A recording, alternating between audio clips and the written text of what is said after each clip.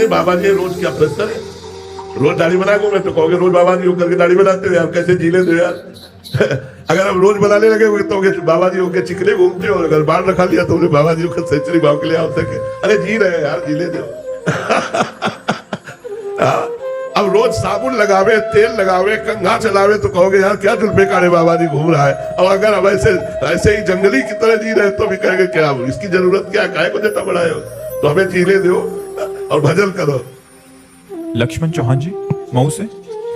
राधे राधे महाराज जी। महाराज जी आपके चरणों में कोटि कोटि प्रणाम। महाराज जी आपके सत्संग के माध्यम से सुना है कि गुरुदेव भगवान की श्री जी को मिलने में देहाभिमान का होना सबसे बड़ी बाधा है, तो गुरुदेव भगवान इस बाधा को मिटाने के लिए साधक को किन किन प्रयासों का अभ्यास करना चाहिए?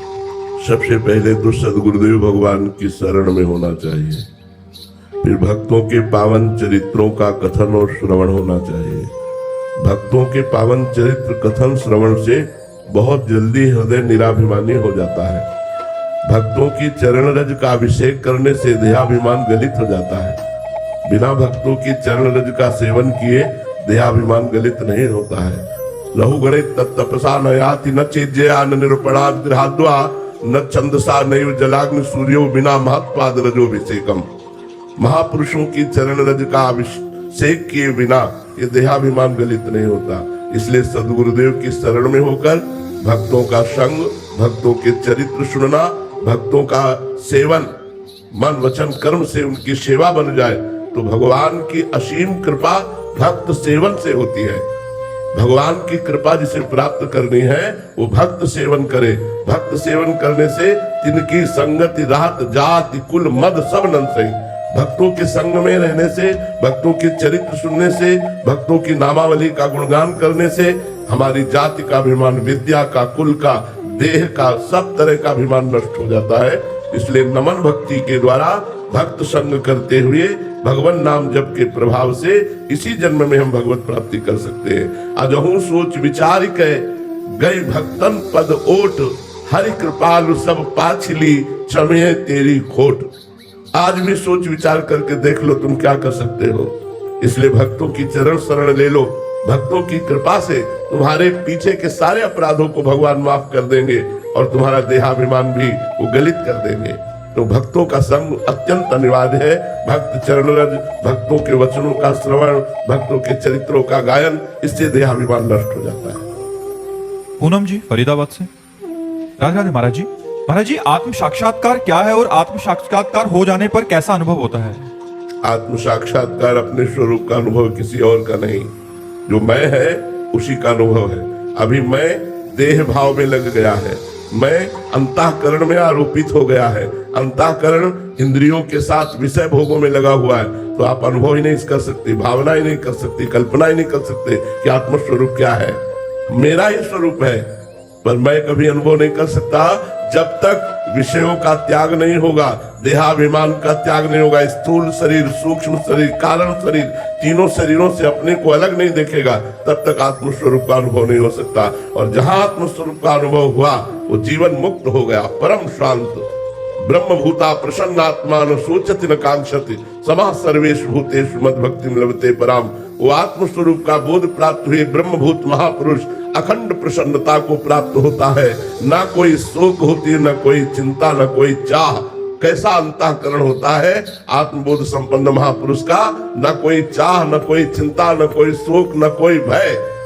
निरंतर आनंद ही आनंद। से अखंड आनंद कहते हैं, आत्मानंद कहते हैं, विज्ञानानंद कहते हैं। उस आनंद को प्राप्त होने के बाद जन्म मरण से वो मुक्त हो जाता है, उसे आत्मानंद कहते हैं। वो अनुभव तभी होता है जब लोक और परलोक के समस्त भोगों से वैराग्य, स्थूल सूक्ष्म कारण तीनों शरीरों के राग का त्याग और निरंतर अपने स्वरूप में रमण। तब अभी तो स्वरूप का ही परिचय नहीं, अभी तो स्वरूप जो शीशा में देखते हो उसे ही मानते हो। पंच भौतिक देह को कैसे आत्म स्वरूप को जानोगे? जब गुरु चरणों का आश्रय लेकर विवेक जागृत होता है, विवेक के द्वारा लोक परलोक के समस्त भोगों से वैराग्य होता है, इंद्रियों का दमन, मन का निग्रह और पूर्ण तितिक्षावान, पूर्ण श्रद्धावान चित्त का परमात्मा में निरंतर स्थित रखना और मैं इसी जन्म में मुक्त हो जाऊं, ऐसी मुमुक्षुता जागरण होना, तब आत्म स्वरूप का बोध होता है। अलका जी यूएसए से। राधे राधे महाराज जी आपके चरणों में कोटि कोटि प्रणाम। महाराज जी कभी कभी बुद्धि अपनी अटकलें लगाती है तो तर्क सहित होकर पूर्णतः गुरुदेव के चरणों में रति हो और सब छूट जाए, साधु को ऐसा क्या करना चाहिए कि उसकी शरणागति पुष्ट हो? गुरु प्रदत्त नाम और मंत्र का जप करना चाहिए। जितना गुरु मंत्र का जप करोगे उतने गुरु में श्रद्धा बढ़ती चली जाएगी, विश्वास बढ़ता चला जाएगा। जो गुरु मंत्र नहीं जप करते, मनमानी आचरण करते हैं, उनकी श्रद्धा में दम नहीं होती, वो गुरु में दोष दर्शन कर ही बैठते हैं। खुला हृदय में जो माया का प्रभाव है वो अपना प्रभाव दिखाता रहता है। बंद हृदय में माया का प्रभाव जल्दी प्रभावित नहीं कर पाता। बंद हृदय का द्वार वही है जो भगवान के ध्यान और नाम में, नाम जब चल रहा है, गुरु मंत्र चल रहा है तो मानो पहरेदार खड़ा है, और भगवान का ध्यान है तो मानो दरवाजा बंद है। नाम पहारू दिवस निश, ध्यान तुम्हार कपाट। अब यहाँ खुला हृदय है, माया अपना जो प्रभाव चाहती वो दिखाती, हम परेशान है। न पहरेदार है न दरवाजा बंद है। पहरेदार नाम पहारू दिवस निश, रात दिन भगवान का नाम पहरेदार, और ध्यान तुम्हार कपाट। प्रभु का ध्यान मतलब दरवाजा बंद, अब माया का प्रवेश बंद, माया का प्रभाव नहीं पड़ेगा। इसलिए हमारे मन में, हमारे चित्त में निरंतर चिंतन मनन भगवान के नाम का, गुरु मंत्र का हो, तो गुरु में निर्दोष ब्रह्म स्थिति आ जाए कि गुरु साक्षात पर ब्रह्म, हमारे गुरुदेव साक्षात पर ब्रह्म है, ऐसा अनुभव हो जाए। पारस जी कानपुर से। राधे राधे महाराज जी। महाराज जी, क्या तत्व ज्ञान का बोध होने से माया गिरा सकती है? फिर माया है ही नहीं, फिर तो क्या? जब तत्व बोध हो गया तो माया है ही नहीं। तत्व बोध ना होने के कारण माया है। माया का मतलब क्या होता है? भ्रम। जब हम जान गए दूर पड़ी हुई वो रस्सी है, सांप नहीं है, और हमने प्रकाश में देख लिया कि वो रस्सी तो बह रहेगा क्या?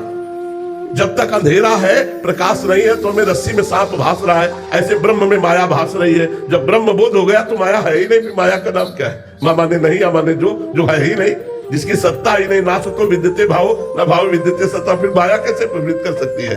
जब हम जान गए कि वो रस्सी है, तो अब मुझे उस सर्प से भयभीत कैसे कर सकता है सर्प बंद करके? वो तो जब तक हमें जानकारी नहीं है तब तक रस्सी में सर्प का भ्रम हो गया, ऐसे ब्रह्म में माया का भ्रम हो गया। जब ब्रह्म बोध